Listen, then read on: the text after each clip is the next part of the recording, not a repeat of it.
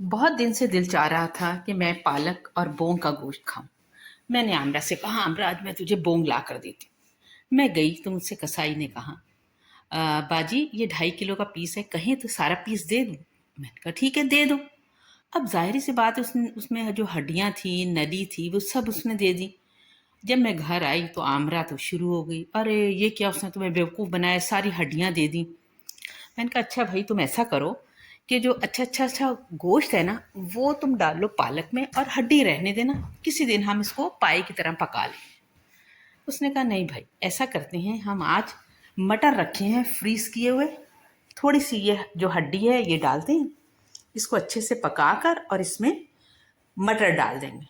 बस मैं क्या कहूँ कि जब मैं बाज़ार जाती हूँ, सब्ज़ी वाले पे मैं इतना भरोसा करती हूँ और वो मेरे थैले में गंदे पुराने आलू और सड़े हुए टमाटर और इस तरह की चीज़ें डाल देता है, जिस पे आमरा की मुझे इतनी बातें सुननी पड़ती हैं। और वो मुझे अब्बू का वो वाक़या सुनाती हैं। अब्बू कहते थे, बेटा मेरे गांव में एक बंदा था, वो अजीब सी हरकतें करता था।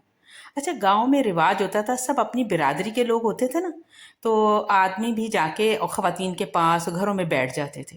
कहते बेटा जिसके घर में गया वहाँ जाके कोई उसने उल्टी सीधी हरकत की, उस औरत ने कहा आय हाय भरा तू भी चुड्डू है।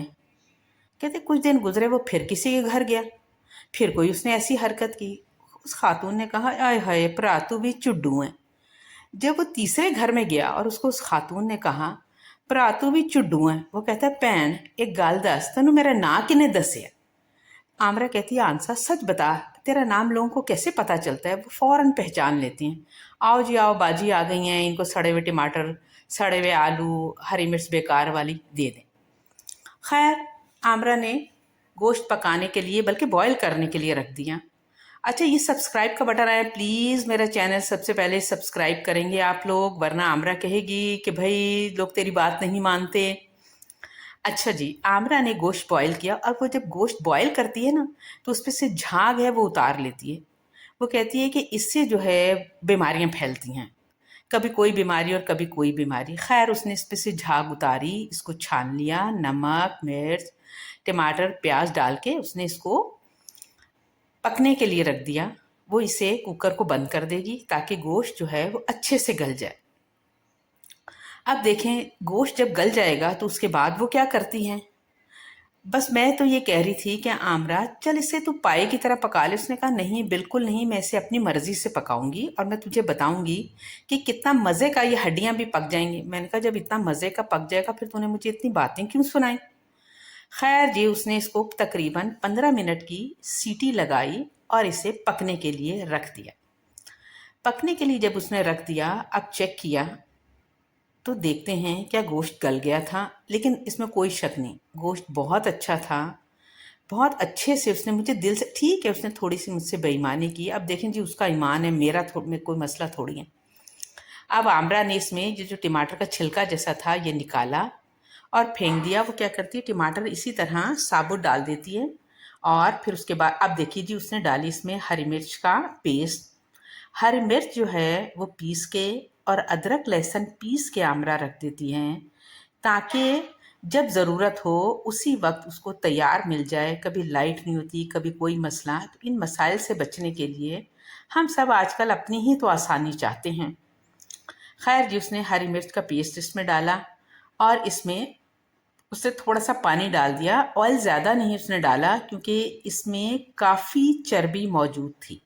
अब जी जैसे ही उसने देखा कि अब तकरीबन ये गोश्त भुन गया है, तो उसने जो फ्रीज़ किए हुए मटर थे वो उसने डाल दिए।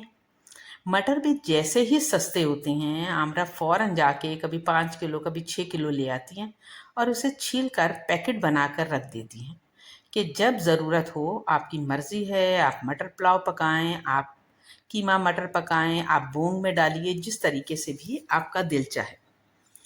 ये जनाब उसने मटर डाल के रख दिए। मटर तकरीबन सबको ही पसंद होते हैं, जैसे लड़के माश की दाल पसंद करते हैं, भिंडी पसंद करते हैं, मटर भी तकरीबन सब खा लेते हैं। फ़खर भी शौक़ से खा लेता है, तो हम भी आराम से मटर ही पकाते हैं। अम्मी भी हमारे घर में मटर बहुत शौक से बनाया करती थी। सभी मटर खा लेते थे। आलू मटर बने हैं, गोश्त मटर, या जिस तरीके से भी किसी भी फॉर्म में पकाओ, बड़े ही मज़े के और लजीज बनते हैं।